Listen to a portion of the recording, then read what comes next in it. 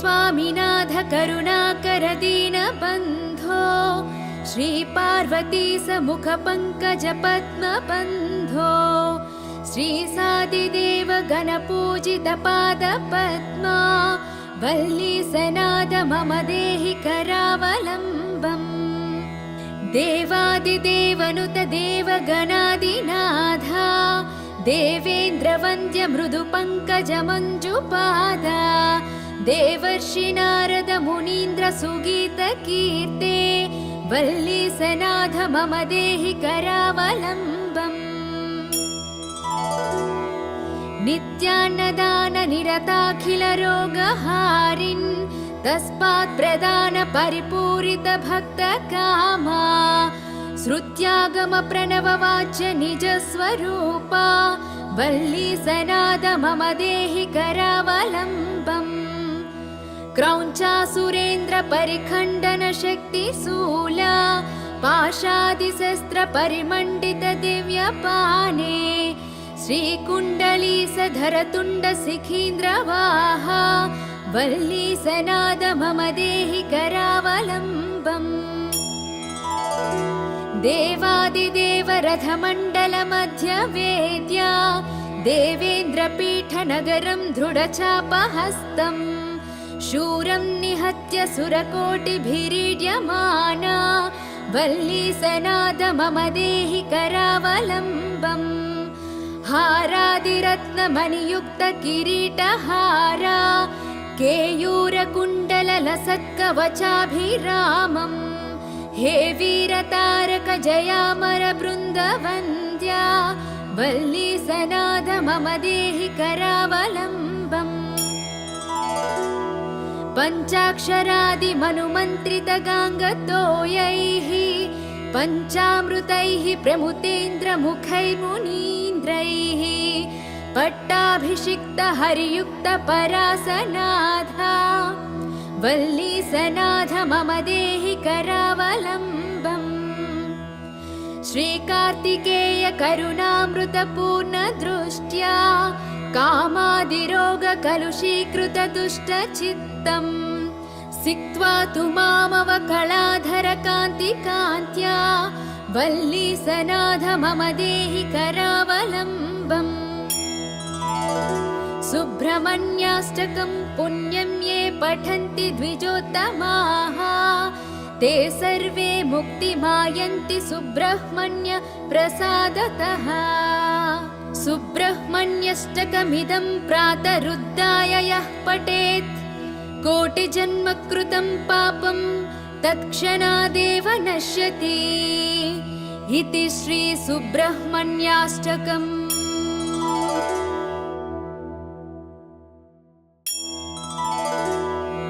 हे स्वामिनाथ करुणाकर दीनबन्धो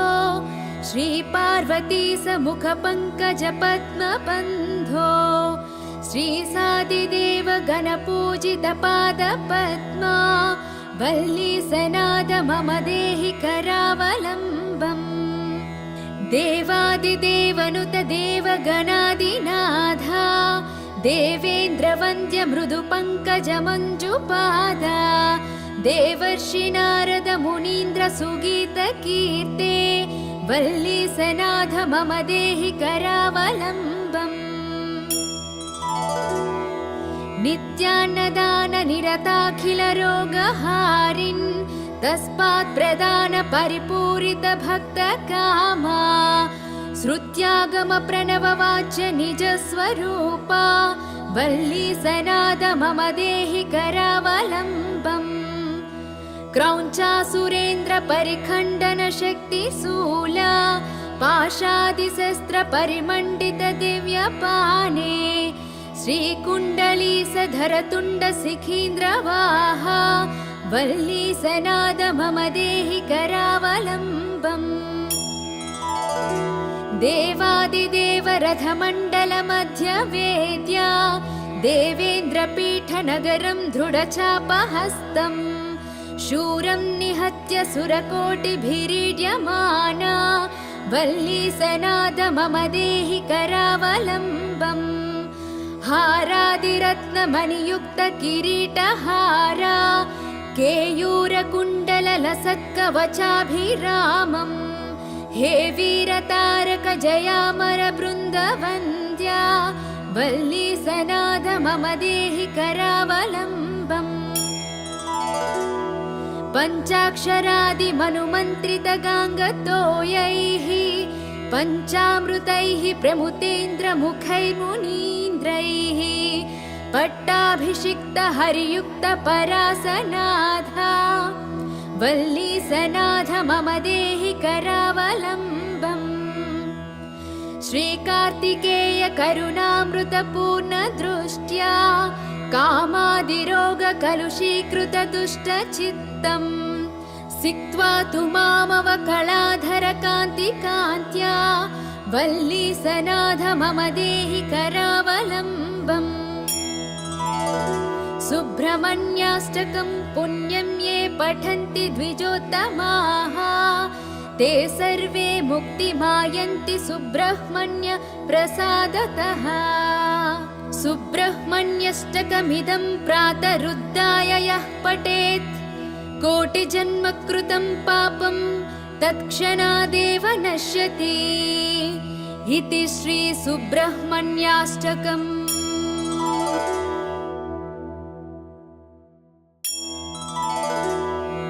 हे स्वामिनाथ करुणाकर दीनबन्धो श्रीपार्वती समुख पंकज पद्मबन्धो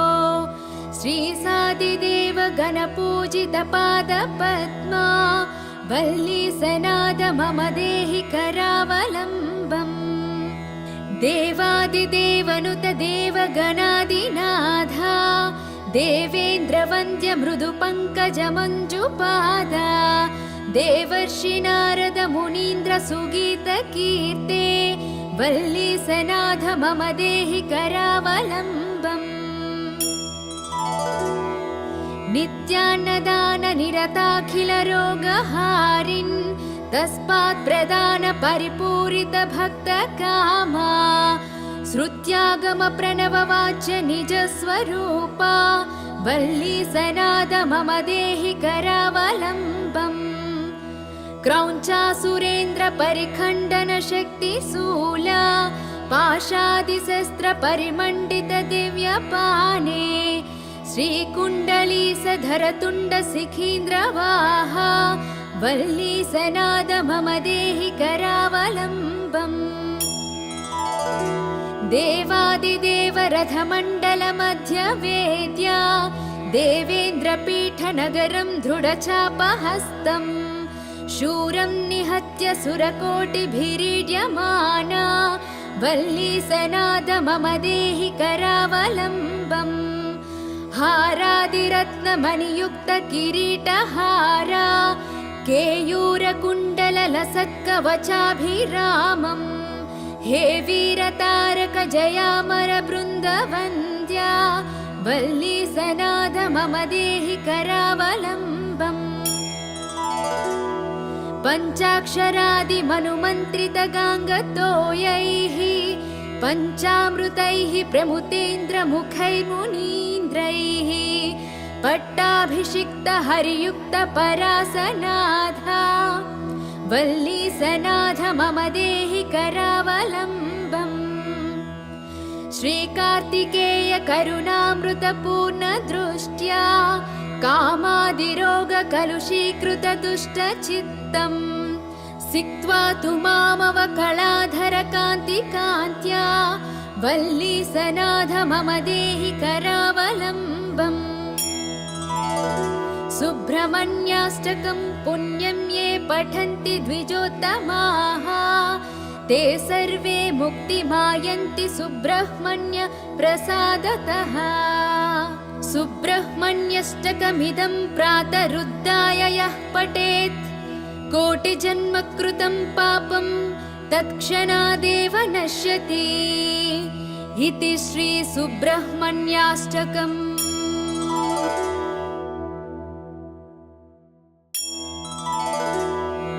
हे स्वामिनाथ करुणाकर दीनबन्धो श्रीपार्वती समुखपङ्कजपद्मबन्धो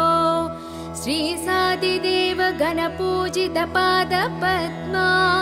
वल्ली सनाद मम देहि करावलम्बम्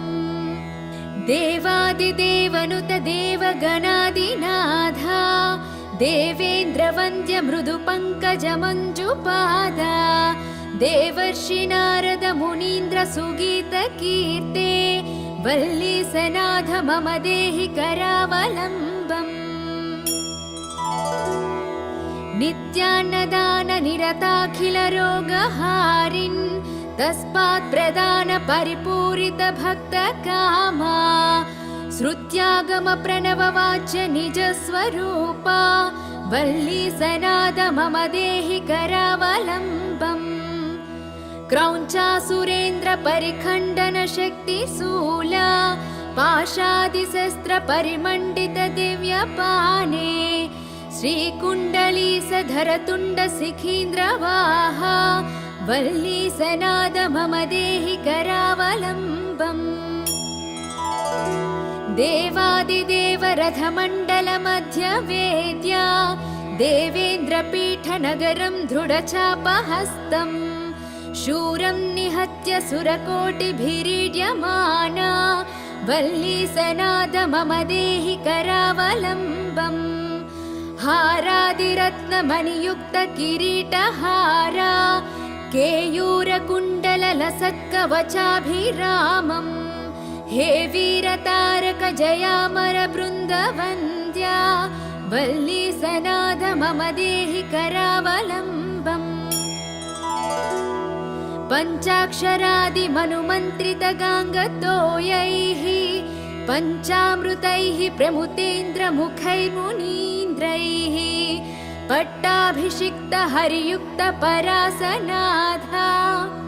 वल्ली सनाथ मम देहि करावलम्बम्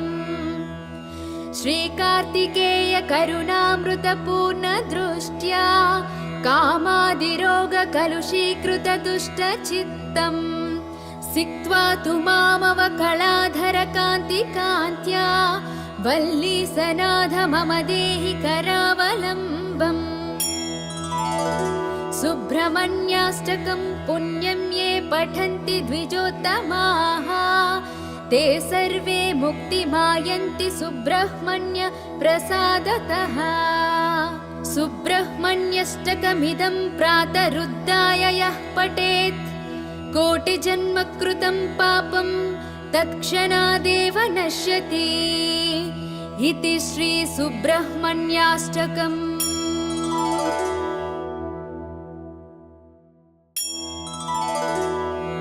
हे स्वामिनाथ करुणाकर दीनबन्धो श्रीपार्वती समुखपङ्कजपद्मबन्धो श्रीसादिदेव गणपूजितपादपद्मा वल्ली सनाद मम देहि करावलम्बम् देवादिदेवनुत देवगणादिनाथा देवेन्द्रवन्द्य मृदुपङ्कजमञ्जुपादा देवर्षि नारद मुनीन्द्र सुगीतकीर्ते वल्ली सनाथ मम देहि करावलम्बम् नित्यान्नदान निरताखिल रोगहारिन् तस्मात् प्रदान परिपूरित भक्त कामा श्रुत्यागम प्रणववाच्य निज स्वरूपा वल्ली सनाद मम देहि करावलम्बम् क्रौञ्चासुरेन्द्र परिखण्डन शक्तिशूला पाशादिशस्त्र परिमण्डित दिव्यपाने श्रीकुण्डलीसधरतुण्ड शिखीन्द्रवाहा वल्ली सनाद मम देहि करावलम्बम् देवादिदेव रथमण्डल मध्य वेद्या देवेन्द्रपीठनगरं दृढचापहस्तम् शूरं निहत्य सुरकोटिभिरीड्यमाना वल्ली सनाद मम देहि करावलम्बम् हारादिरत्नमणियुक्त किरीटहारा केयूरकुण्डललसत्कवचाभिरामम् हे वीरतारक जयामर बृन्दवन्द्या वल्ली सनाथ मम देहि करावलम्बम् पञ्चाक्षरादिमनुमन्त्रितगाङ्गतोयैः पञ्चामृतैः प्रमुतेन्द्रमुखैर्मुनीन्द्रैः पट्टाभिषिक्त हरियुक्त परासनाथा वल्लीसनाथ मम देहि करावलम्बम् श्रीकार्तिकेय करुणामृतपूर्ण दृष्ट्या कामादिरोगकलुषीकृत दुष्टचित्तम् सिक्त्वा तु मामवकलाधर कान्तिकान्त्या वल्लीसनाथ मम देहि करावलम्बम् सुब्रह्मण्याष्टकं पुण्यं ये पठन्ति द्विजोत्तमाः ते सर्वे मुक्तिमायन्ति सुब्रह्मण्य प्रसादतः सुब्रह्मण्यष्टकमिदं प्रातरुद्धाय यः पठेत् कोटिजन्मकृतं पापं तत्क्षणादेव नश्यति इति श्री सुब्रह्मण्याष्टकम्।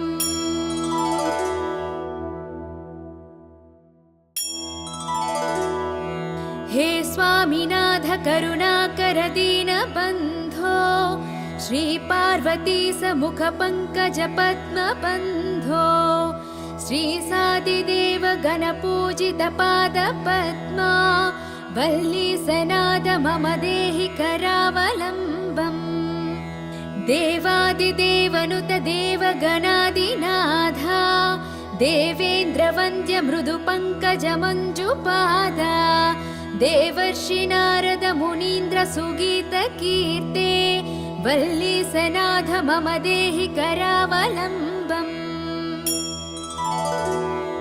नित्यान्नदान निरताखिल रोगहारिन् तस्मात् प्रदान परिपूरित भक्त कामा श्रुत्यागम प्रणव वाच्य निज स्वरूपा वल्लीसनाथ मम देहि करावलम्बम् क्रौञ्चासुरेन्द्र परिखण्डन शक्तिशूला पाशादिशस्त्र परिमण्डित दिव्यपाने श्रीकुण्डलीसधर तुण्ड शिखीन्द्रवाहा वल्लीसनाथ मम देहि करावलम्बम् देवादिदेव रथमण्डल मध्य वेद्या देवेन्द्रपीठ नगरं दृढचापहस्तम् शूरं निहत्य सुरकोटिभिरीड्यमाना वल्लीसनाथ मम देहि करावलम्बम् हारादिरत्नमणियुक्त किरीटहारा केयूरकुण्डललसत्कवचाभिरामम् हे वीरतारक जयामर बृन्दवन्द्या वल्लीसनाथ मम देहि करावलम्बम् पञ्चाक्षरादिमनुमन्त्रितगाङ्गतोयैः पञ्चामृतैः प्रमुतेन्द्रमुखैर्मुनीन्द्रैः पट्टाभिषिक्त हरियुक्त परासनाथा वल्लीसनाथ मम देहि करावलम्बम् श्रीकार्तिकेय करुणामृतपूर्ण दृष्ट्या कामादिरोगकलुषीकृत दुष्टचित्तम् सिक्त्वा तु मामवकलाधर कान्तिकान्त्या वल्लीसनाथ मम देहि करावलम्बम् सुब्रह्मण्याष्टकं पुण्यं ये पठन्ति द्विजोत्तमाः ते सर्वे मुक्तिमायन्ति सुब्रह्मण्य प्रसादतः सुब्रह्मण्यष्टकमिदं प्रातरुद्धाय यः पठेत् कोटिजन्मकृतं पापं तत्क्षणादेव नश्यति इति श्री सुब्रह्मण्याष्टकम्।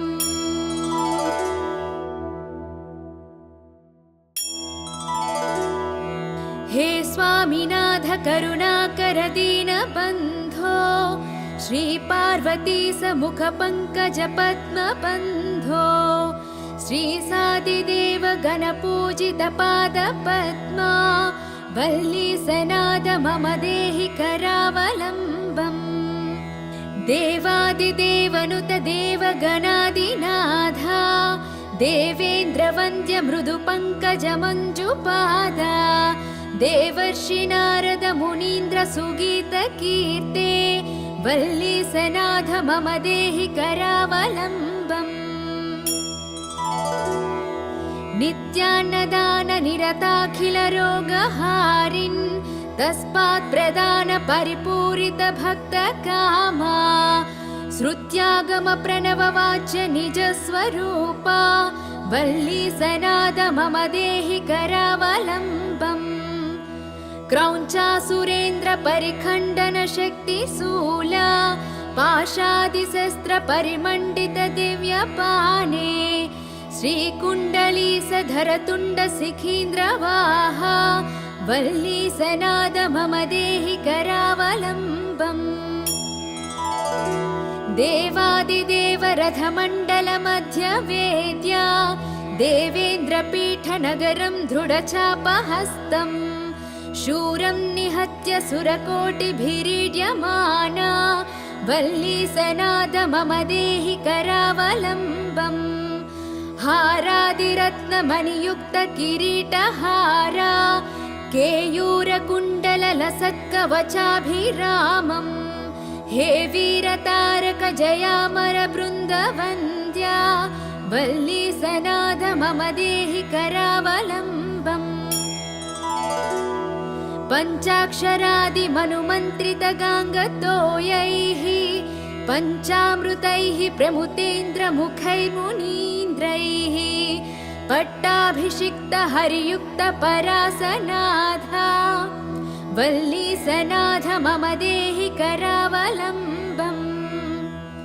श्रीकार्तिकेय करुणामृतपूर्ण दृष्ट्या कामादिरोग कलुषीकृत दुष्टचित्तम् सिक्त्वा तु मामवकलाधर कान्तिकान्त्या वल्लीसनाथ मम देहि करावलम्बम् सुब्रह्मण्याष्टकं पुण्यं ये पठन्ति द्विजोत्तमाः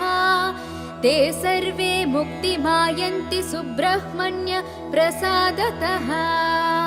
सुब्रह्मण्यष्टकमिदं प्रातरुद्धाय यः पठेत् कोटिजन्म कृतं पापं तत्क्षणादेव नश्यति इति श्री सुब्रह्मण्याष्टकम्।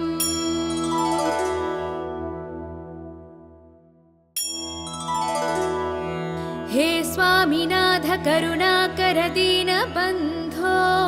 श्री पार्वती समुख पंकज पद्म बन्धो श्री सादिदेव गणपूजित पाद पद्मा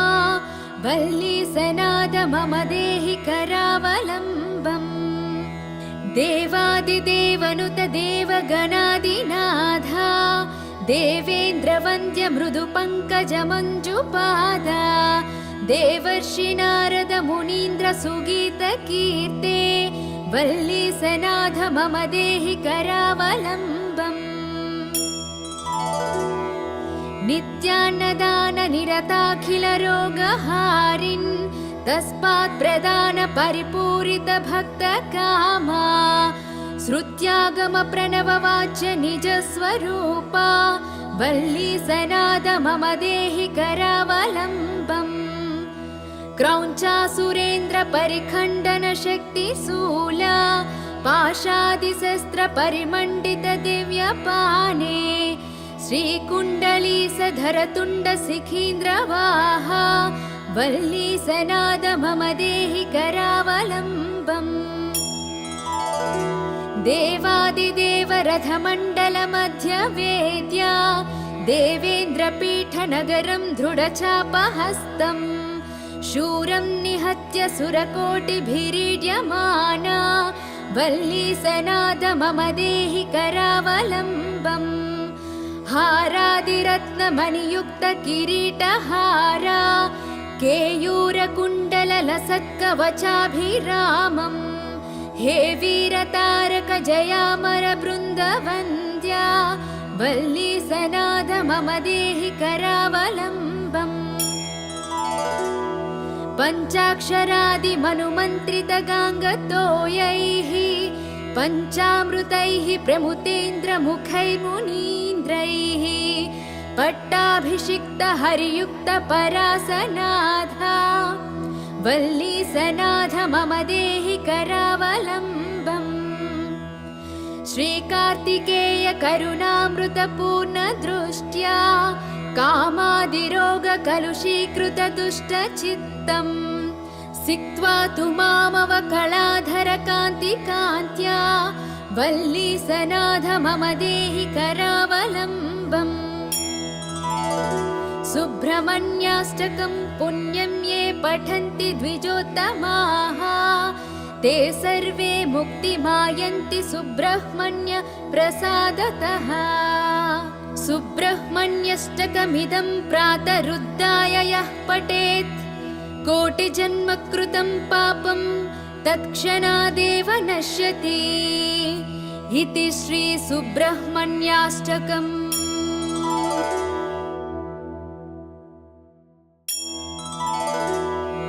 हे स्वामिनाथ करुणाकर दीनबन्धो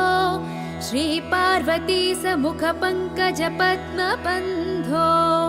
श्रीसादिदेव गणपूजित पादपद्मा वल्लीसनाथ मम देहि करावलम्बम्। देवादिदेवनुत देवगणादिनाथा देवेन्द्रवन्द्य मृदु पंकज मञ्जुपादा देवर्षि नारद मुनीन्द्र सुगीत कीर्ते वल्लीसनाथ मम देहि करावलम्बम्। नित्यान्नदान निरताखिल रोगहारिन् तस्मात् प्रदान परिपूरित भक्त कामा श्रुत्यागम प्रणव वाच्य निज स्वरूपा वल्लीसनाथ मम देहि करावलम्बम्। क्रौञ्चासुरेन्द्र परिखण्डन शक्तिशूला पाशादिशस्त्र परिमण्डित दिव्यपाने श्रीकुण्डलीसधर तुण्ड शिखीन्द्रवाहा वल्लीसनाथ मम देहि करावलम्बम्। देवादिदेव रथमण्डल मध्य वेद्या देवेन्द्रपीठ नगरं दृढचापहस्तम् शूरं निहत्य सुरकोटिभिरीड्यमाना वल्लीसनाथ मम देहि करावलम्बम्। हारादिरत्नमणियुक्त किरीटहारा केयूरकुण्डललसत्कवचाभिरामम् हे वीरतारक जयामर बृन्दवन्द्या वल्लीसनाथ मम देहि करावलम्बम्। पञ्चाक्षरादिमनुमन्त्रितगाङ्गतोयैः पञ्चामृतैः प्रमुतेन्द्रमुखैर्मुनीन्द्रैः पट्टाभिषिक्तहरियुक्तपरासनाथा वल्लीसनाथ मम देहि करावलम्बम्। श्रीकार्तिकेय करुणामृतपूर्णदृष्ट्या कामादिरोगकलुषीकृतदुष्टचित्तम् सिक्त्वा तु मामवकलाधरकान्तिकान्त्या वल्लीसनाथ मम देहि करावलम्बम्। सुब्रह्मण्याष्टकं पुण्यं ये पठन्ति द्विजोत्तमाः ते सर्वे मुक्तिमायन्ति सुब्रह्मण्य प्रसादतः। सुब्रह्मण्यष्टकमिदं प्रातरुद्धाय यः पठेत् कोटिजन्मकृतं पापं तत्क्षणादेव नश्यति इति श्री सुब्रह्मण्याष्टकम्।